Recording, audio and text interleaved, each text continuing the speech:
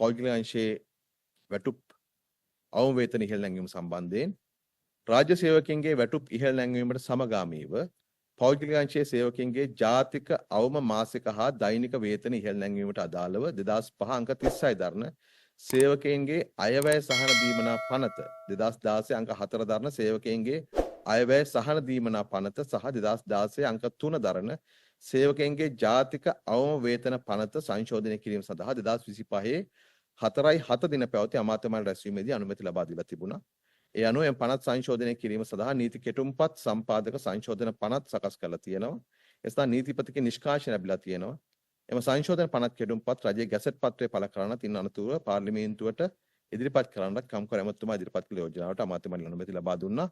මේ අනුව දැන්ට ක්‍රියාත්මක ජාතික අවම මාසික වේතනය 2025 අප්‍රේල් 1 වෙනි දින සිට ක්‍රියාත්මක වන පරිදි රුපියල් 17500 සිට රුපියල් 27000 දක්වාත් ජාතික අවම දෛනික වේතනය රුපියල් 700 සිට 1080 දක්වා ඉහළ නැංවීමට හැකි වෙන පරිදි මෙම පනත් සංශෝධනය කරනවා. ඒ වගේම 2026 ජනවාරි 1 වෙනිදා ඉඳලා ක්‍රියාත්මක වන පරිදි ජාතික අවම මාසික වේතනය නැවත රුපියල් 27000 සිට රුපියල් 30000 දක්වාත් ජාතික අවම දෛනික වේතනය රුපියල් 1080 සිට රුපියල් 1200 දක්වාත් ඉහළ නැංවීමට හැකි වෙන පරිදි තමයි මේ සංශෝධන සිදු කරන්නේ. ඒ සියලු සංශෝධන සඳහා කැබිනට් මණ්ඩලය අනුමැති ලබා දුන්නා. Daily Reports TV